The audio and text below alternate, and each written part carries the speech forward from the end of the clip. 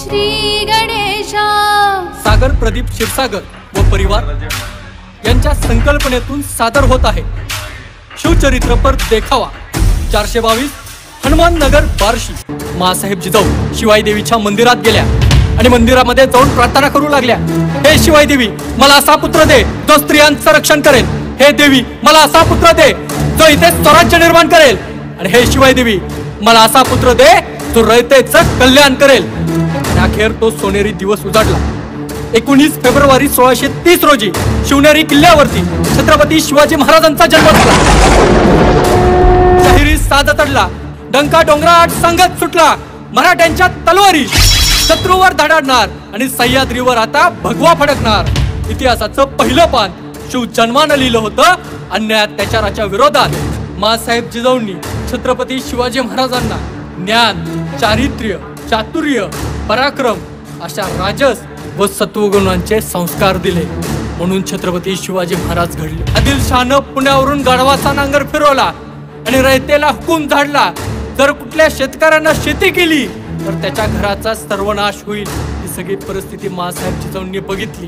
पुण्यामध्ये राहिलं होतं गाडीगिदाडींचं गिरगिरणं आणि माणसांचं मरणं।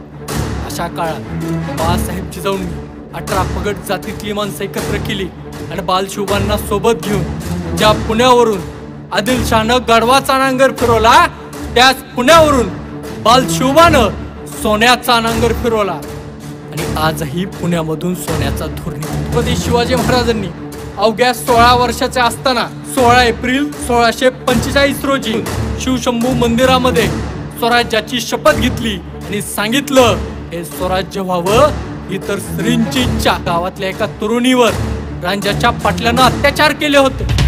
महाराजांनी फरमान पाठवलं, रांजाच्या पाटलाला घेऊन या, आणि घेऊन आल्याबरोबर मासाहेब जिजाऊंच्या मार्गदर्शनाखाली त्याला शिक्षा सुनावली, तो म्हणजे या रांजाच्या पाटलाचा चौरंग करा।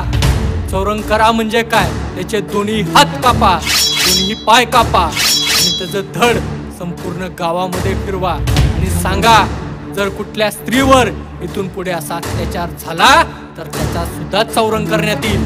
रांजाच्या पाटलानंतर स्वराज्यामध्ये एकाही स्त्रीवर अत्याचार झाल्याची घटना इतिहासात नोंद नाही। महाराजांनी जसं मातेचं रक्षण केलं तसंच मातीचं सुद्धा रक्षण केलं। जर कुठल्या शेतकऱ्याची अडचण आली, जर दुष्काळ पडला तर शेतसारा माफ केला जायचा, गरज पडली तर स्वराज्याच्या खजिन्यातनं प्रत्येक शेतकऱ्याला बी बियाणे मोफत दिले जायचे। म्हणून महाराजांच्या संपूर्ण आयुष्यात एकाही शेतकऱ्यानं स्वराज्यामध्ये आत्महत्या केली नाही। असा रयतेची, शेतकऱ्याच्या भाजीच्या देठाची ही काळजी घेणारा राजा 6 जून 1674 रोजी गादीवरती बसला आणि शिवबा छत्रपती झाले।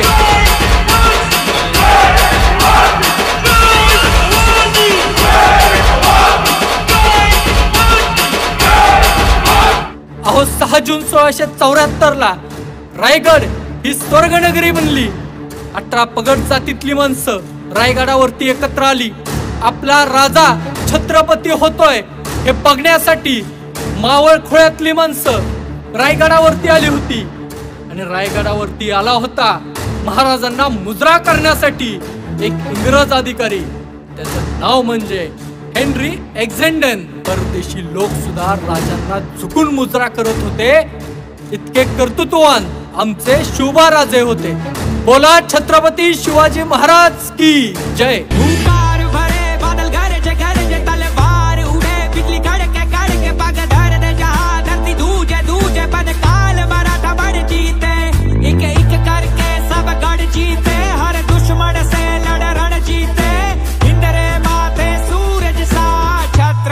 वीर शिवा चमके, तेज तिलक तलवार शिवाजी, हो शंभू रूप अवतार शिवाजी, हुई धरा धन्य जन लाल शिवाजी, राखी केसरिया की लाज शिवाजी, तेज तिलक तलवार शिवाजी, हो शंभू रूप अवतार शिवाजी, हुई धरा धन्य जन लाल शिवाजी, राखी केसरिया की लाज शिवाजी।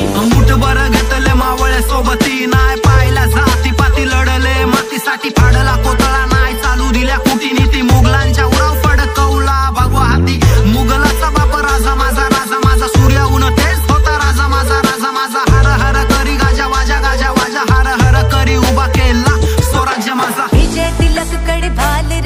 हमारी ममता थारी ढाल रहे, राज बचाना माटी रे कहे जीजाबाई शिवाजी से, जब तक तू तेरी सास रहे पर थारी